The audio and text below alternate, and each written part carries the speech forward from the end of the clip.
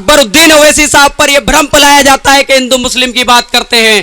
ठीक है, मैं आज गिनाना चाहता हूं आपको। अकबरुद्दीन ओवैसी के हॉस्पिटल में, अकबरुद्दीन ओवैसी के स्कूल में जाकर देख लिए, 13,000 बच्चों को शिक्षा मुफ्त में निःशुल्क शिक्षा प्रदान की गई है, वो अकबरुद्दीन ओवैसी की वजह से है। पूरे भारत के अंदर 4,000 एमएलए हैं, 4,000 एमएलए में एक का भी वाहिद नाम दिखा दो जो भाई 13,000 बच्चों को निःशुल्क शिक्षा प्रदान कर रहा हो, शिक्षा मुफ्त दे रहा हो, जिसमें के सिर्फ विशेष मुस्लिम वर्ग के नहीं, हर वर्ग का बच्चा वहां पर शिक्षा निःशुल्क प्राप्त कर रहा है। बताओ पूरे हिंदुस्तान के अंदर कौन एमएलए शिक्षा फ्री दे रहा है? सब अपनी रोजी रोटी रोटियां सेकने के लिए सियासत कर रहे हैं, तुम्हारा भला कोई नहीं कर रहा मेरे भाई।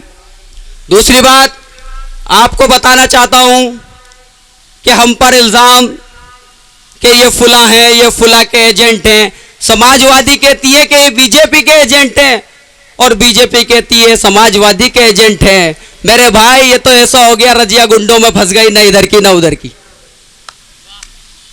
हमें जो है अब किसी के डर से वोट नहीं देना, हम अब वोट देंगे एजुकेशन शिक्षा व्यवस्था के ऊपर हम वोट देंगे कि हमारे क्षेत्रों के अंदर विकास कार्य होने चाहिए। हम भी चाहते हैं कि हमारा देश अमेरिका जैसा बने, हम भी चाहते हैं हमारा देश स्मार्ट सिटी हैदराबाद की तरह उत्तर प्रदेश बने, लेकिन ये कब होगा? अब लोग ये कहते हैं कि 7-8 एमएलए जीत जाएंगे तो क्या कर लेंगे।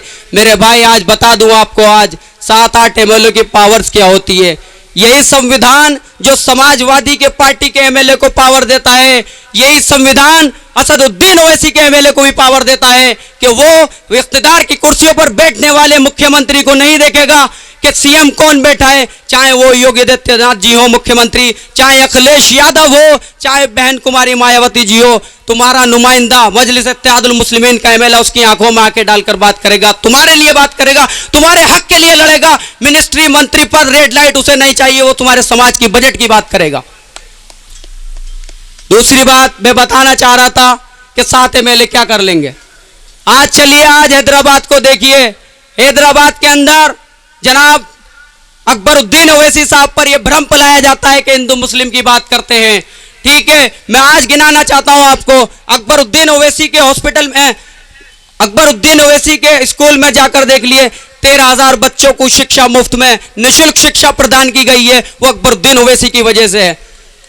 पूरे भारत के अंदर 4,000 एमएलए हैं, 4,000 एमएलए में एक का भी वाहिद नाम दिखा दो जो भाई 13,000 बच्चों को निःशुल्क शिक्षा प्रदान कर रहा हो, शिक्षा मुफ्त दे रहा हो, जिसमें के सिर्फ विशेष मुस्लिम वर्ग के नहीं, हर वर्ग का बच्चा वहां पर शिक्षा निःशुल्क प्राप्त कर रहा है। बताओ पूरे हिंदुस्तान के अंदर कौन एमएलए शिक्षा फ्री दे रहा है? सब अपनी रोजी रोटी रोटियां सेकने के लिए सियासत कर रहे हैं, तुम्हारा भला कोई नहीं कर रहा मेरे भाई। असरा हॉस्पिटल हैदराबाद के अंदर 2500 बेड का हॉस्पिटल, एक 1700 बेड का हॉस्पिटल, जहां पर 20 रुपए की पर्ची आप एक मर्तबा बनाएंगे, 3 महीने तक इलाज फ्री, कितनी मर्तबा चले जाओ। 1 रुपए से लेकर 1 लाख रुपए तक का इलाज वो मजलिस इत्तेहादुल मुस्लिमीन ने निःशुल्क जनता के लिए प्रदान किया है। बताइए पूरे उत्तर प्रदेश के अंदर, चाहे वो समाजवादी की सरकार रही हो या भारतीय जनता पार्टी की सरकार रही हो, कभी किसी हमारे नुमाइंदे ने, किसी उस समाजवादी के फर्जी दलाल ने यह बात रखी हो कि हमारे क्षेत्र के अंदर गवर्नमेंट यूनिवर्सिटी होनी चाहिए कि नहीं होनी चाहिए? बताओ। सिर्फ और सिर्फ वो तुम्हारे वोटों की भीख से एमपी एमएलए तो बन जाते हैं, लेकिन विधानसभा के अंदर जाकर तुम्हारे वोटों का सौदा कर देते हैं। वो सौदा क्या करते हैं कि आपको मिनिस्टर बना दिया जाएगा, आपको इतने विभाग दे दिए जाएंगे, लेकिन कठपुतली रह जाओगे, अपने समाज के लिए कोई आवाज नहीं उठा सकते।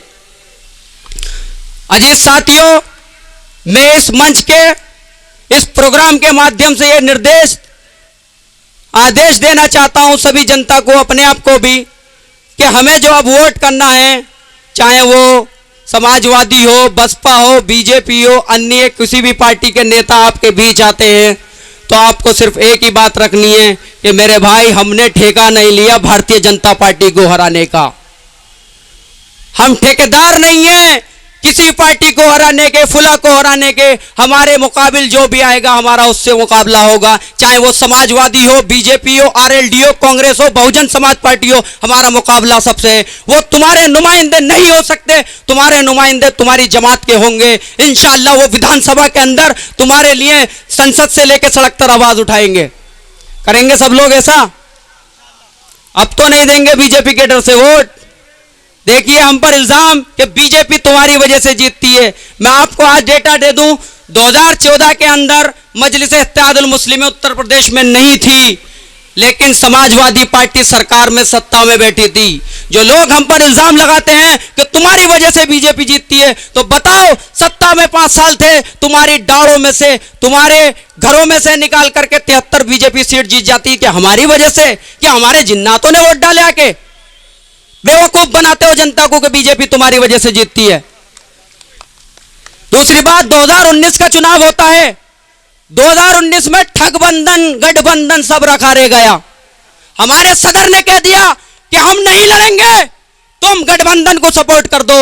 ये मेरे सदर की मकबूलियत का इजाफा देखिए, उसने हमने सबको क्या कहते समर्थन कर दिया कि आप बीजेपी को रोकिए, गठबंधन को वोट कीजिए। लेकिन फिर पे हम पर इल्जाम कि आप बीजेपी के एजेंट हैं।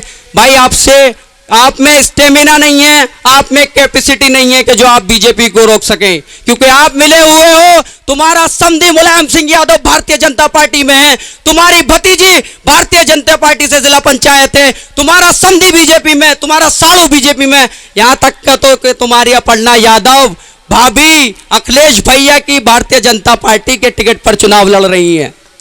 और आज हमें आईना दिखाते हो आप कि बीजेपी आ जाएगी। नहीं मेरे भाई, हम बीजेपी से डरने वाले नहीं हैं।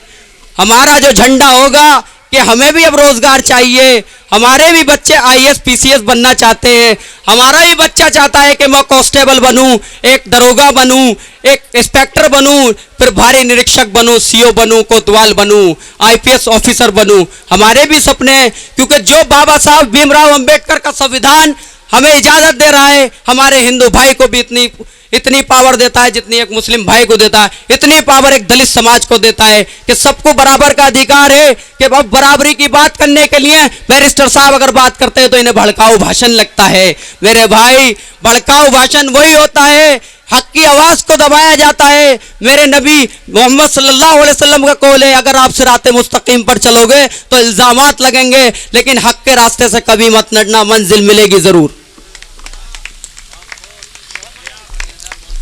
दूसरी बात, मैं आज आपको बता दूं, इस सरजमीन पर पूरे देश की एक आवाज दलित समाज की हो, मुस्लिम समाज की, ब्राह्मण समाज की, राजभर समाज की, सभी समाज को लेकर के हम चल रहे हैं। और हमारा गठबंधन है, हम 100 सीट पर नहीं लड़ रहे। मैं आपको एक बात बता दूं, जो विरोधी अफसर आकर के रहे हैं कि 100 सीट से क्या कर लेंगे, मेरे भाई 1 सीट काफी होती है सरकार गिराने के लिए, सरकार बनाने के लिए। दूसरी बात, भाग्यधारी परिवर्तन मोर्चा हमारी पार्टी ने बनाया है 2-4 पार्टियों से मिलकर। उसमें सब बाबू सिंह कोशवाहा जी, और माफी चाहता हूं और का मुझे नाम नहीं पता, बाकी बाबू सिंह कोशवाहा जी का नाम जानता हूं, वो हमारे इसके पवन मेश्राम, इन 3-4 पार्टियों ने मिलकर गठबंधन बनाया है। अब इंशाअल्लाह अगर हमारी सरकार बनती है भाग्यधारी परिवर्तन मोर्चा की, तो हम आपसे वादा करते हैं उत्तर प्रदेश में दलित समाज के सीएम बनाया जाएगा। दूसरा, हमारे मैनिफेस्टो में डिप्टी सीएम मुस्लिम समाज का होगा, एक ओबीसी समाज का होगा। मैं आपको बताना चाहता हूं, जब कोविड पूरे देश में, हमारा देश कोविड से जूझ रहा था, लोग मर रहे थे, लाशें गंगाओं में बह रही थी, इंतजाम पुख्ता नहीं थे, चाहे वो हमारा उत्तर प्रदेश हो। हमने देखा कि हमारे देश के अंदर ऑक्सीजन की कमी हो रही थी। हैदराबाद के अंदर देखिए आप, अकबरुद्दीन ओवैसी ने हर समाज की मदद की, उसने ये नहीं देखा कि ये तिलकधारी है, ये टोपी वाला है, ये पगड़ी वाला है। उसने सिर्फ काम करना था। उसने कोविड कोरोना में जनता के बीच रहे, जनता का ध्यान रखा, ख्याल रखा, स्वास्थ्य का ख्याल रखा।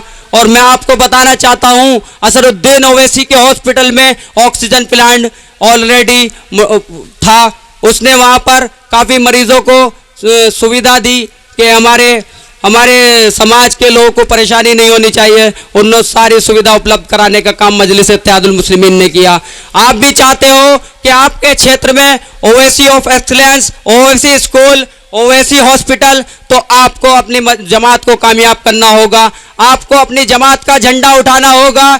जैसे मैं आपको बता दूं, आजाद समाज पार्टी के राष्ट्रीय अध्यक्ष चंद्रशेखर रावण गठबंधन के लिए अखिलेश यादव के पास पहुंचते हैं तो उसने कहा कि मैं मुसलमान नहीं हूं, मुसलमानों की तरह फ्री में वोट नहीं देगा मेरा समाज। मेरे समाज को बजट चाहिए। आप भी मुत्तहिद हो जाओ, एक हो जाओ और कहो कि हमें बजट चाहिए, हमें मंत्री पद, रेड लाइट नहीं चाहिए, हमारे समाज को क्या दोगे। लेकिन जब ये होगा, जब आप अपने समाज के नुमाइंदे को जिता करके विधानसभा में भेजेंगे तो वो डरेगा नहीं, दबेगा नहीं। वो सिर्फ आपकी बात रखेगा, आपके रोजगार की बात रखेगा, आपके शिक्षा की बात रखेगा, आपके स्वास्थ्य की बात रखेगा। बहुत बहुत शुक्रिया।